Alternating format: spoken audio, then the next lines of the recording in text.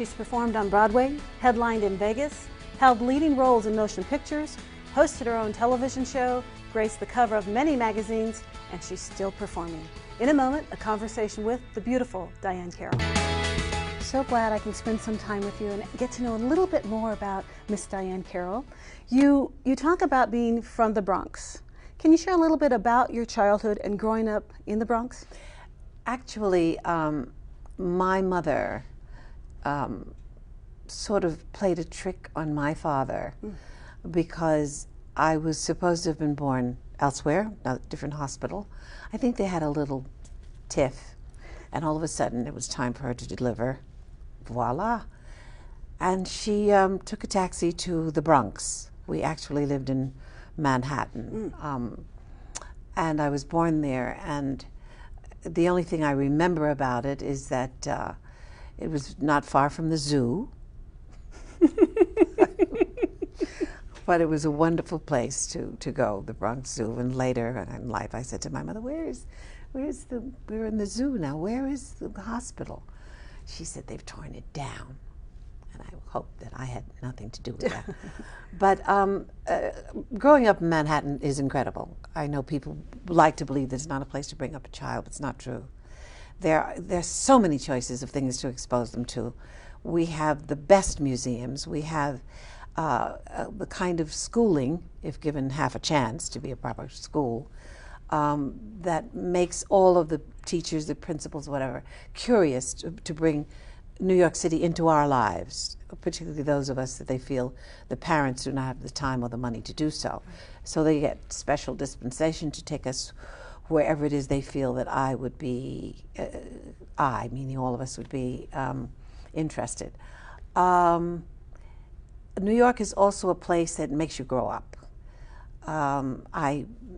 During one of my marriages, I had some lovely young ladies who were, of course, my stepdaughters, and I adored them, and I really didn't have any idea how overwhelmed they were by big cities, because I had not been around young people who, and I thought it was really late in life to be that intimidated by a city, because I was born and raised in New York City, so naturally I felt that way.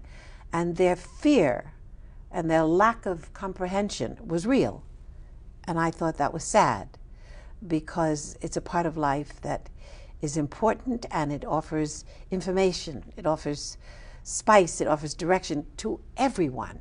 I'm not saying you have to live there, but at least you must visit. It's a fabulous place too. There's so much culture, so much going on, and it never sleeps. No. It's a fabulous city, and I love it, but I only like it in short doses. Tell me, you were close with both your parents, extremely close with your mother, and she kind of moved you into this world. Was it because she just liked to doll you up? I think that her involvement was because I was extremely serious about it. I don't think my mother ever thought about my daughter's going to be in show business. I could never say my mother was a show business mom. No. She said, you know, why do you want to do that? And I said, well, let's make crepe paper costumes for the play in school, and you show me. I really brought her into this, and she began to enjoy it, and then eventually she became convinced that I was going to do it with or without her, that I really had to do it. I didn't really have a choice.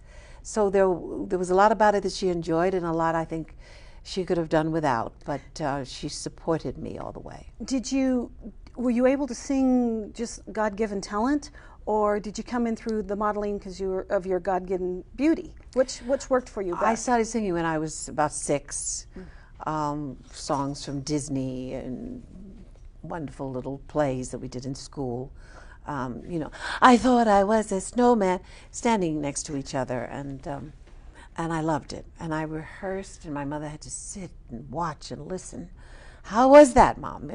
So it was a gift. It was certainly a gift. I was not afraid at all. I was only afraid if I had not prepared properly. If I was prepared, I just knew that it was mine. I was going to have a good time. I don't really think I ever aspired to do anything else. When you were young, and I hope it's okay, it is in your book that Diahann Carroll was not your God-born... My name is Carroll Diahann Johnson. That's correct. And you were with your young friend doing something, and she renamed you, and it stuck? Alyssa Oppenheimer. Oh. And Alyssa Oppenheim, we were students in the high school's music and art. And she wanted to go on, was it Arthur Godfrey, I think. And so we went and we auditioned. We were adorable in our little petticoats and so on and so on. So the person in charge of talent said to us, that was very nice, but you do realize that your card reads Oppenheim and Johnson. So we expected older people who were part of vaudeville. Can you do something about that name? So that evening, she called me very late, and she said, how would you like to be Diahann Carroll? I was doing my homework, and I said, it doesn't matter, I don't care. And she changed her name to Lisa Collins.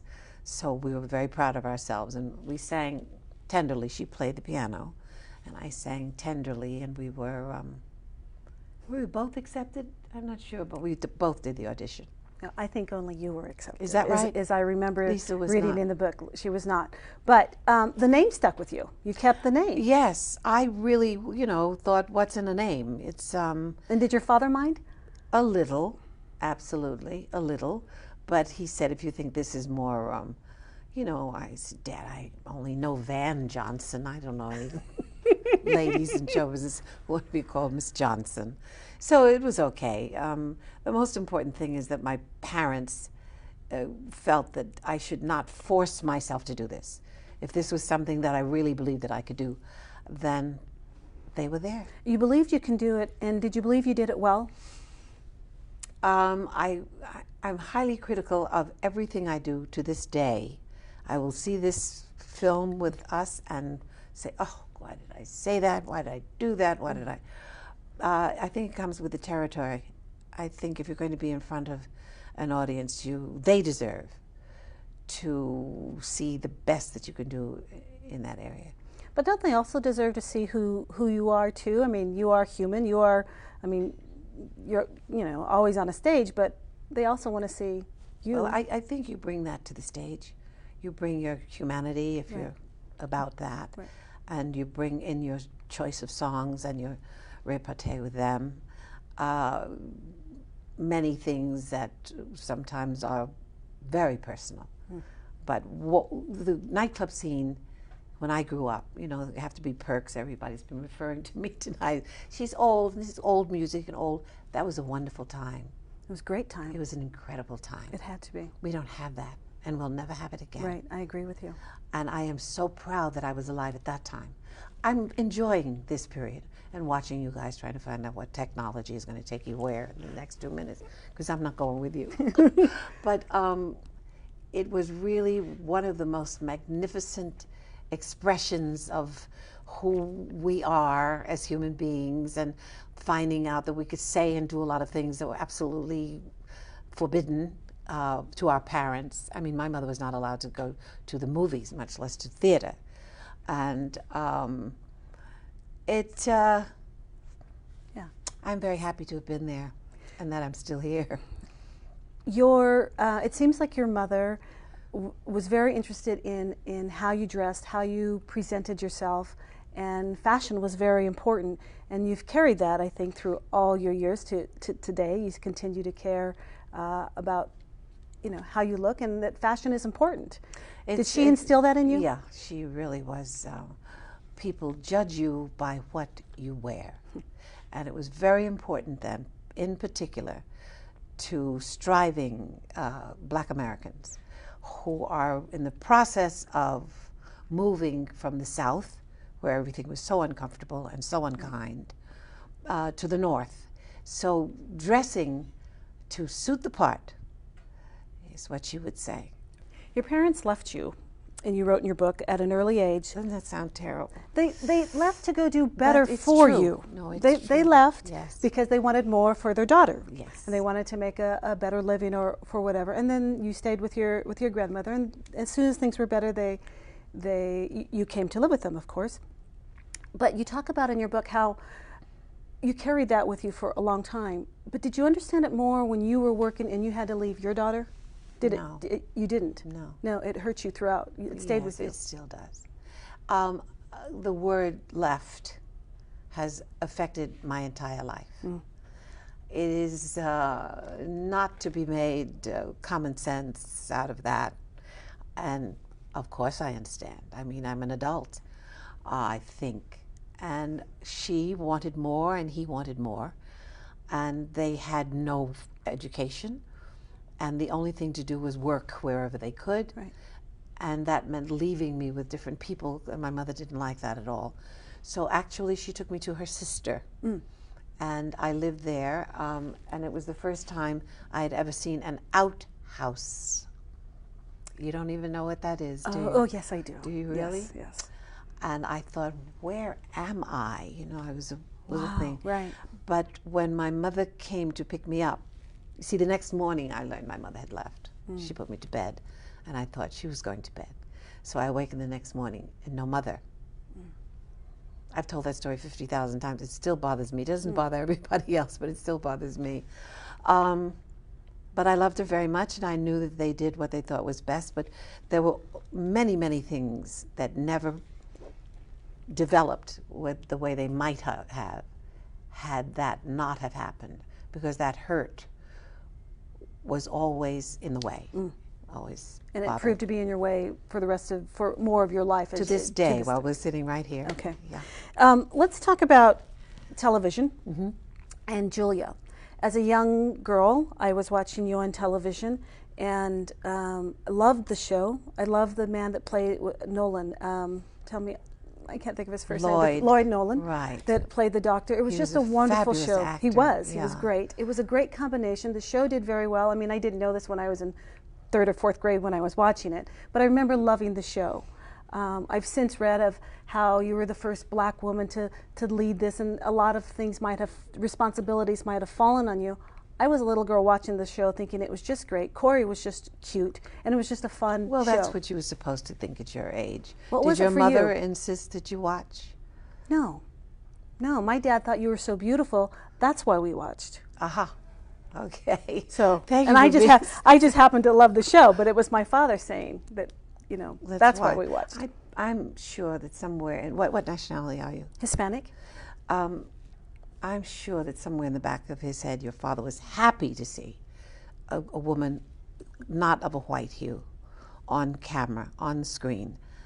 Though that's the mail I got almost every day, barrels of it, that they had not seen this as something to expose their children. So, yeah, Hal Cantor is the name of the creator, a very interesting creator, because Hal Cantor also helped to create something called Amos and Andy. You've had a few marriages. 4. Okay. And you've had some. Is that a few or a lot? Well, few is 3. Oh, this is a lot. You were kind enough to admit 4.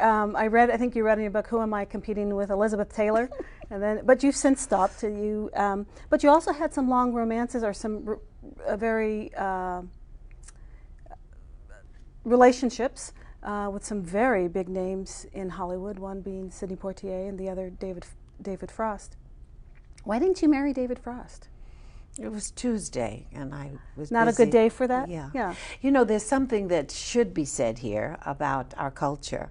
I think during my upbringing, there was about as much information about how to select a partner as how to make pancakes out of sand.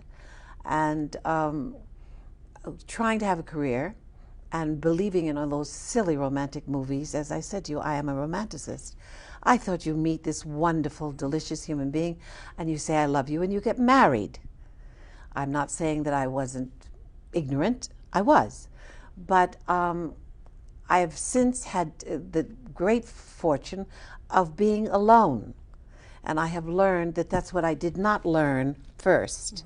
That was, who is this person over here trying to join this person over here, and why? So, I adore you, I love you meant dum bum ba dum. And I think it's very nice now that I have this time to try to find out who I am. Maybe a little late, but so far it's okay. It's okay. What did you like about men? What was it? Their humor, their good looks? What would engage you, or just the fact that they would tell you you're beautiful and let's get married? Well, each man has a different thing. I can't say that he was funny, and he wasn't. The sense of humor, if it melds with mine, and we understand it, it's very, very attractive. People are made up of many different... So not one thing is what you were looking for? No, because I was really looking for a billionaire, and I never found him. Darn it. When you got the word that you had cancer, what ran through your head?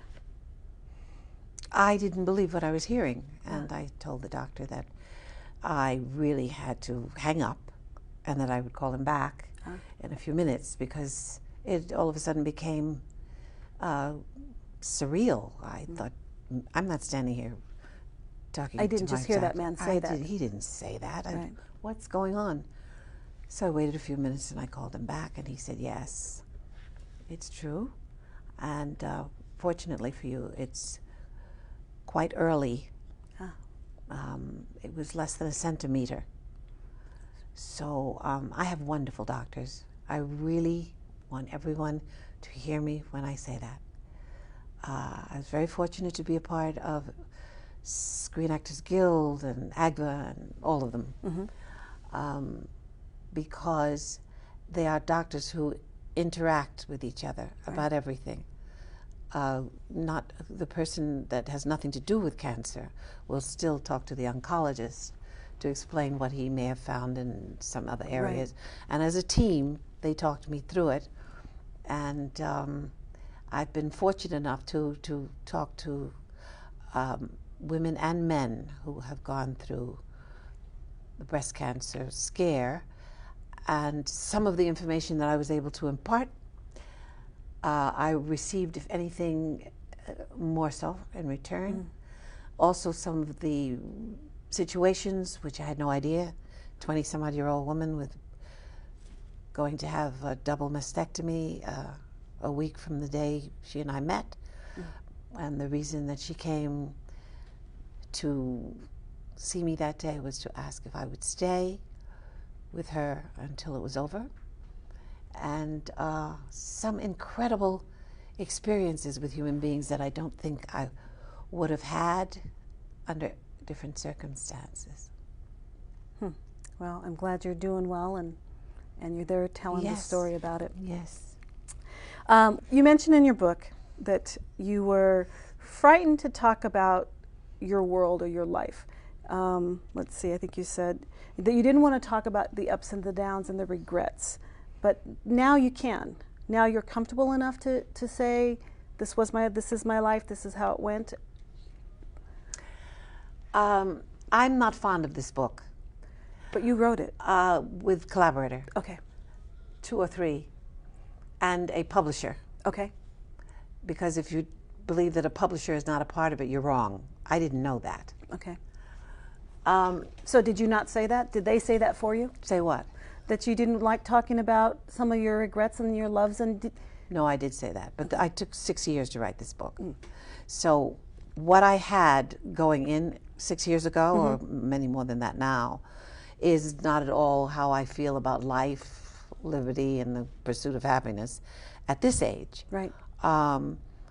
At that point, everyone wanted to know all about my love affairs and my so on and so forth.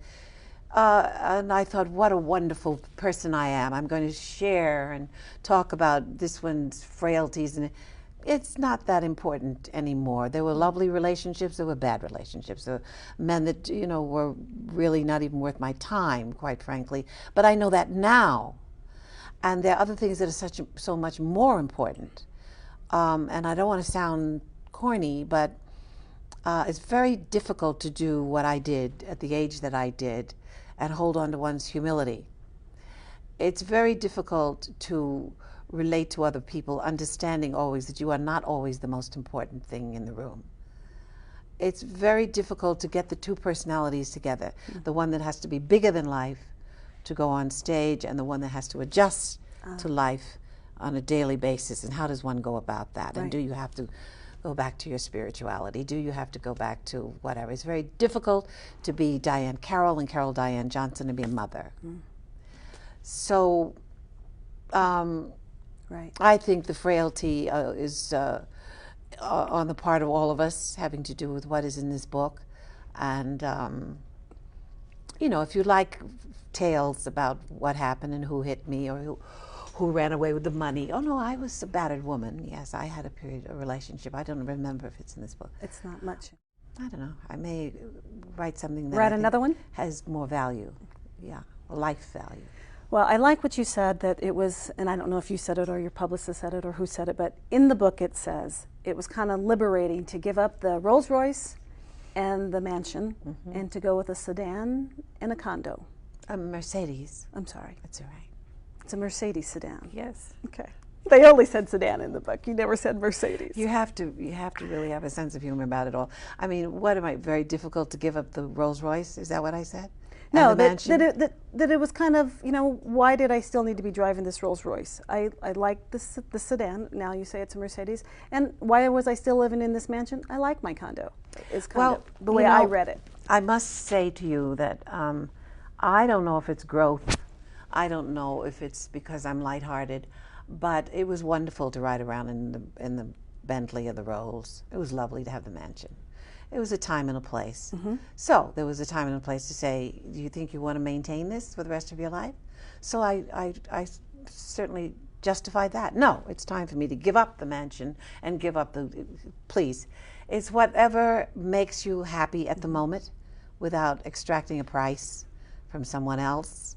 And if I change my mind and I want the mansion again, I hope that I have the right to buy it. I'm not as rigid about what is correct and what is not correct. And am I doing it in the right way? Am I acceptable? Are they going to leave me? There's the word again, leave me. If I don't do what I'm supposed to do, I don't know.